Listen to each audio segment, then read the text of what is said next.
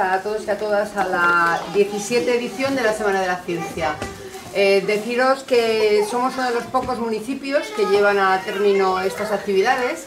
Contamos con expertos como ellos, con más científicos. Sabéis que no tenemos solamente esto. Esto es una de las cosas más llamativas con la que empezamos la inauguración, que es cómo funcionan los trajes espaciales que han preparado ellos.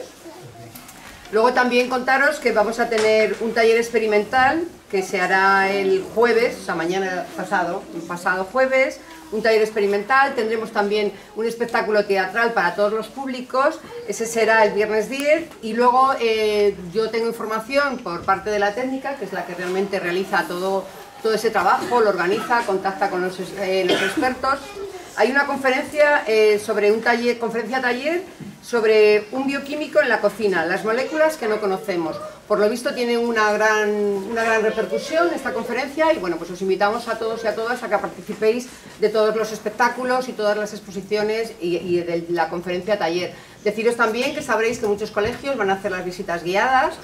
Y bueno, pues sobre todo es gratuito, tenemos la suerte, todavía estas cosas las podemos hacer gratuitos. Y también es una llamada de atención para informar y que los niños y niñas y jóvenes conozcan el mundo de la ciencia, empiecen a contactar con ello y a ver si con un poco de suerte otros gobiernos pueden llegar a implementar lo que es el I+D, porque sabemos que los jóvenes en la mayoría de los casos están teniendo que ir de nuestro país porque tienen carreras, son especialistas en muchísimas materias y los grandes genios, las grandes cabezas pensantes están marchando del país. Ojalá consigamos que el motivar a niños y a niñas y a los jóvenes haga que hagamos fuerzas para que en I+D se invierta un poco más. Nada, disfrutad de esta visita guiada que nos van a facilitar ellos, que seguro que lo hacen muy bien. Y nada, pues que acudáis a todo lo que os ofrecemos, que seguro que va a ser muy interesante. Gracias por vuestra visita. Isabel, mi compañera Lidia y mi compañero bienvenido. Queremos agradecer al Ayuntamiento que nos dé la oportunidad de dar a conocer la figura de Emilio Herrera Linares. Emilio Herrera Linares es un personaje que hizo un proyecto sobre una escafandra estratonáutica en 1932 y que luego fue el antecesor de los trajes que se utilizan para ir al espacio. Emilio Herrera Linares nació en Granada en 1879 en el seno de una familia de militares que le inculcaron una adoración, una fascinación hacia la ciencia y sobre todo le inculcaron unos valores de lealtad que le hicieron ser un personaje muy especial. Emilio Herrera Linares fue un militar ejemplar que era un libre pensador, era un monárquico liberal y una persona de convicciones religiosas y muy tradicionales. Sin embargo, en la época en la que se proclamó la Segunda República, él juró lealtad a esta república debido a su condición de militar y a su sentido del honor. Para ello fue a pedirle al rey Alfonso XIII que le liberara de un juramento que había hecho con anterioridad cuando él le nombró gentilhombre de la Cámara. Este nombramiento se le hizo por una hazaña aérea al cruzar el estrecho de Gibraltar. Pero ante todo, Emilio Herrera era un científico, y un científico con una idea muy visionaria de todos los aspectos, sobre todo a nivel aeronáutico, ¿vale? Él, en 1932, expuso ya un proyecto para poder ir a la Luna, para viajar a la Luna, aunque el viaje a la Luna no se dio hasta 1969. Fijaros la imagen y la proyección que tenía tan futurista. Este hombre también consiguió hacer el mayor túnel aerodinámico aquí en Europa, ¿vale? Y fue una gran se me fue. Fue un gran avance porque este túnel lo que ayudó fue a hacer grandes proyectos, grandes estudios y ayudó a la aeronáutica. Este militar fue además el científico que consiguió por primera vez dibujar una corona solar durante un eclipse solar. Esto lo hizo con una ascensión en globo y ahí él halló su gran pasión, que fue el vuelo, ¿vale?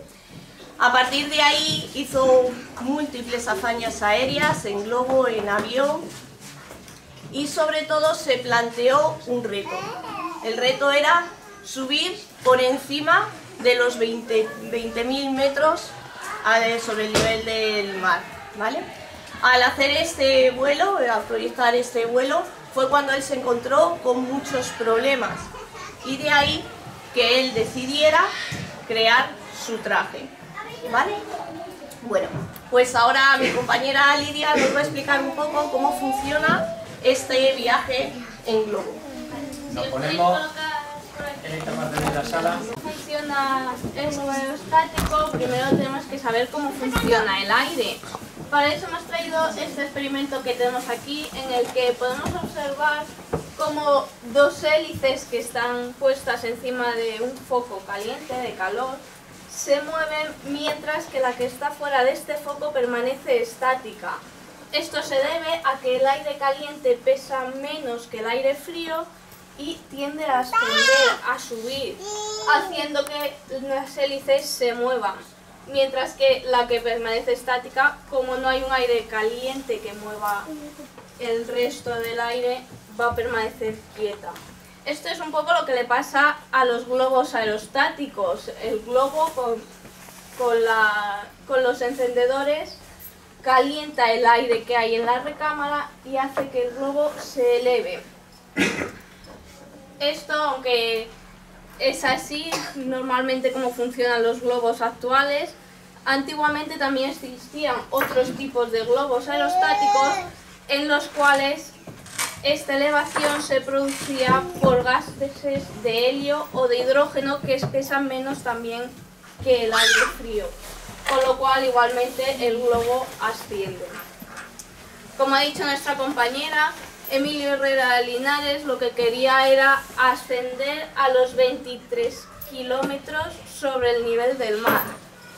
Como vemos en este cartel, los 23 kilómetros, se encuentra la estratosfera.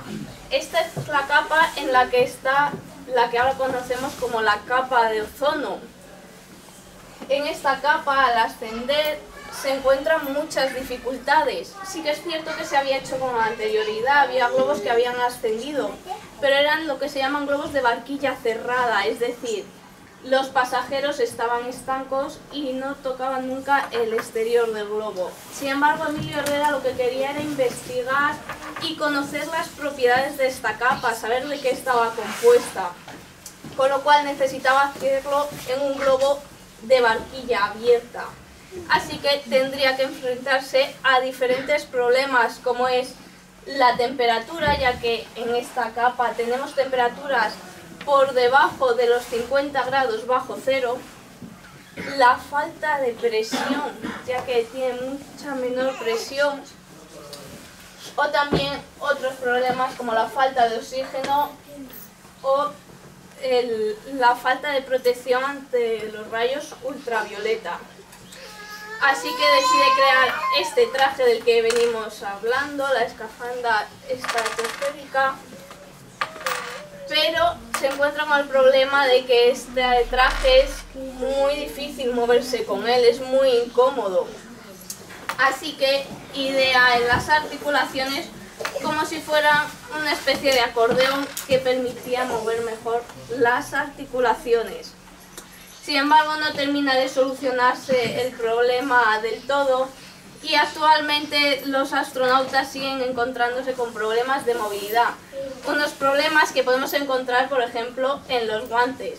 Al terminar la exposición, si queréis, podéis comprobar cómo se dificultan mucho tareas cotidianas, como son ponerse unas zapatillas, abrocharse unos botones o simplemente atornillar una tuerca. Otro problema al que se enfrenta es el del frío. Emilio Herrera sabe por experiencia que contra más sube en la atmósfera, más frío hace. Así que lo que crea es un traje que tiene muchas capas, tiene exactamente 3 capas que le van a proteger de este frío. Además, introduce una especie de calefacción dentro del traje.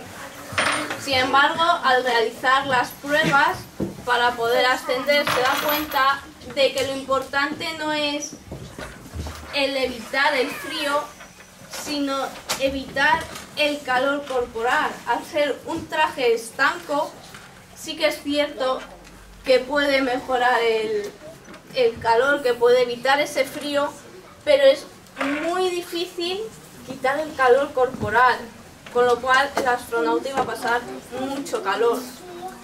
Para eso, actualmente lo que se utiliza es un traje como el que tenemos en la imagen, que se llama traje LCVG, y que son unos tubos flexibles por donde pasa el agua.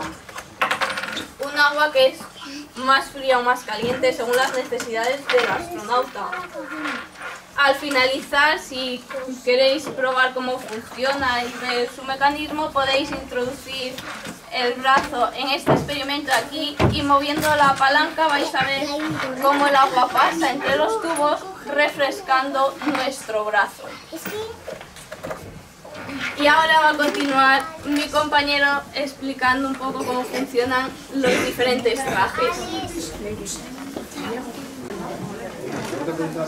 Como ya hemos visto, en el 1932 Emilio Herrera ya tenía las nociones y los fundamentos básicos y principales para ascender a la Luna, para llegar a la Luna. Ahora el problema se planteaba en que estoy en la Luna, ¿cómo salgo? Entonces cuando ideó la escafandra estratonáutica, que básicamente, como ha dicho Lidia, se componía de 3 capas.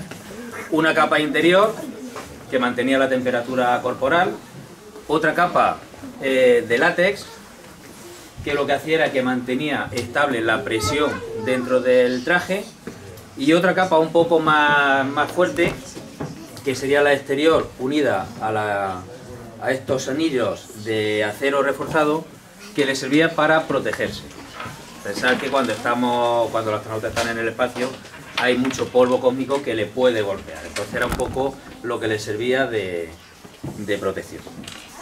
El problema que se encontró, como ha comentado Lidia, era que el cuerpo emitía el calor corporal, no salía al exterior, con lo cual no tenía que refrigerarse, como ocurre por ejemplo ahora mismo cuando se sube y se hacen los viajes espaciales, sobre todo los paseos extravehiculares, que el cuerpo se calienta y sí hay que refrigerar, ¿de acuerdo?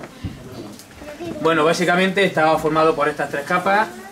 Tenía una serie de indicadores, unos manómetros de presión que medían tanto presión interior como presión exterior, otros manómetros de temperatura para medir la temperatura dentro del traje y fuera del traje, y luego una serie de equipos y accesorios que les servía sobre todo para expulsar el anhídrido carbónico. Y esta palanquita que les servía para despresurizar el traje y poder quitarse, ¿de acuerdo? Si os fijáis, la base principal se le puede asemejar a un traje de buzo, ¿verdad? Bien, pues esta fue la base para luego que los señores americanos inventaran o sacaran el traje de astronauta.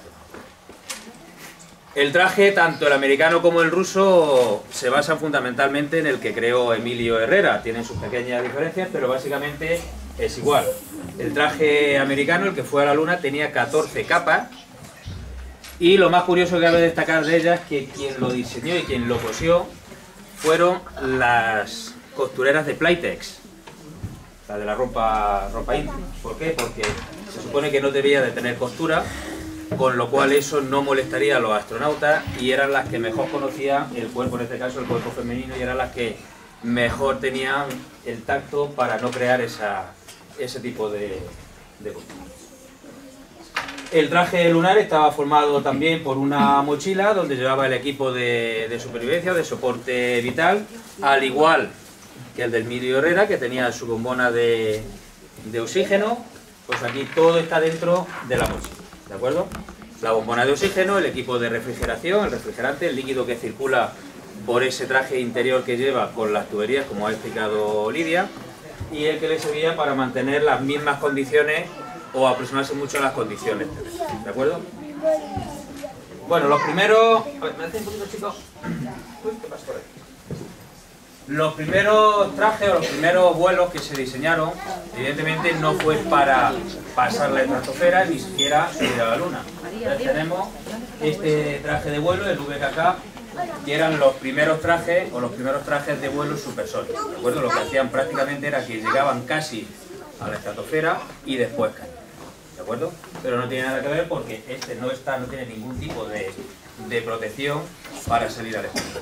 Una cosa que se me ha olvidado comentar es que en el traje de Emilio Herrera llevaba también una capa de aluminio o aluminizada que le servía para protegerse de los rayos solares. Uno de los problemas que hay en los viajes espaciales y de los que se presentan, estamos cansados últimamente de ver y de escuchar que se está viajando a Marte, uno de los problemas que hay es la radiación solar, ¿de acuerdo? Pues eso un poco Emilio Herrera lo solventó simplemente con esta capa aluminizada que lo que hacía era reflejar la luz, ¿de acuerdo? Luego, a partir del traje VKK tenéis aquí una relación de cómo evolucionaron los trajes espaciales, tanto de la Agencia Espacial Rusa como de la Agencia Espacial Europea. Fijaros que son muy similares el uno al otro, ¿de acuerdo? Hay pequeñas variaciones entre. Y el que se utiliza actualmente, bueno, se utilizaba ya no, porque no se usa el transbordador, es este traje, el ACE, que se utilizaba única y exclusivamente para el despegue y el aterrizaje.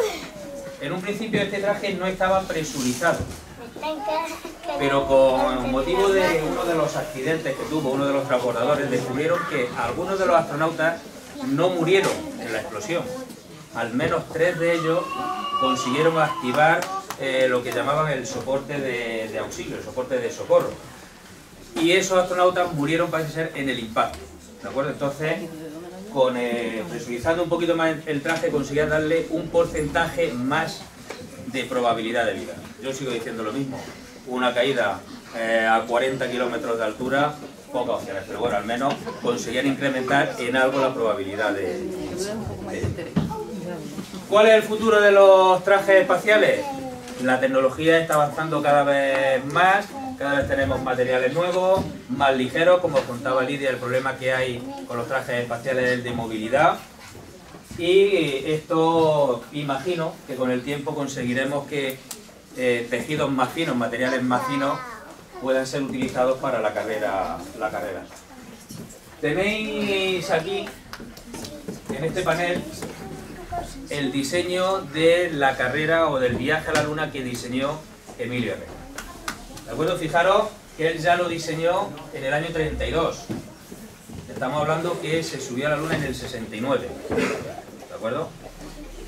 Algo que cabe destacar, cuando Emilio Herrera realizó su traje, la NASA, la Agencia Espacial Americana, quiso llevárselo para hacer el traje Apolo. Pero él, en una de las condiciones que puso, era que tenía que figurar la bandera española entre ellas, entre la americana, y los americanos no quisieron. Entonces desistió, se negó a hacer el traje para los americanos.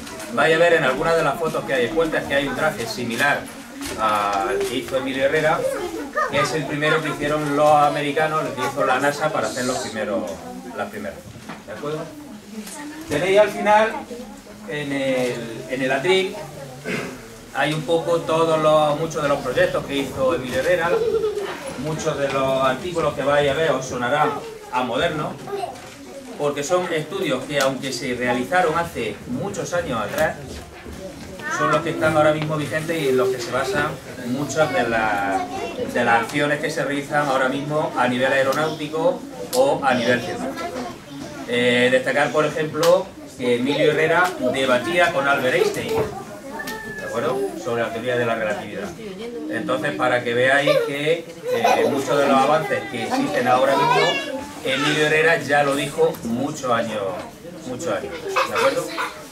Tenéis una serie de experimentos, como ha dicho Lidia, y una serie de recortes, artículos de periódico que podéis observar, donde vais a ver la figura de Emilio Herrera, el personaje, y donde vais a poder ver un poquito más cómo es toda su vida y toda su obra científica. Y bueno, agradeceros un poco la atención que habéis tenido en venir a la exposición. Y espero que con esto nos demos cuenta de que aquí en España también tenemos científicos, aunque siempre valoremos mucho más lo que tenemos fuera de casa. ¿De acuerdo? Muchas gracias por vuestra atención y